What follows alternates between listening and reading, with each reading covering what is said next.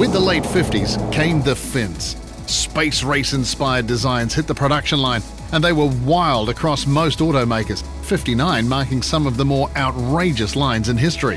Think the imposing fins of the Caddy, or in Chevy's case, the Impala. Like their embellishments, the vehicles had also grown in size and stature. The Impala ushering in a line of full-size Chevs which would become the hallmark of much of the 60s. The car was going to be just an average car, throw the kids in, throw the dog in and go cruising, but one weekend we got carried away, tidying it up, stripping it back and pulling it apart and stuff like that, and it just snowballed from there. Once you get one nice part, you got to get a next nice part, and so it just got bigger and bigger. It's a factory 348, factory black car, so why not go the whole hog on it? When I found the car, I didn't realise what the motor was. I'd never really seen one before. So I rang the old man and said, it's got this random engine and I'll take some photos and I'll send them to you. And he was like, that's a 348. That's a car that you really want to get because they are pretty rare.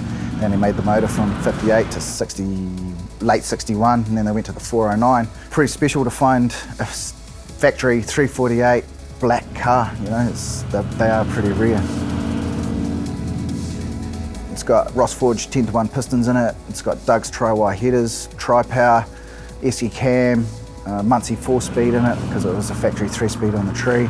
Got disc brakes, 13-inch standard type disc brake for it, 2-inch drop spindles, AccuAir, VU4 valve block for the airbags. Everything's just been tinkered with. All the nuts and bolts have all been either changed or recoated with nickel coating and stuff like that. So it's all back to pretty much factory, but modified.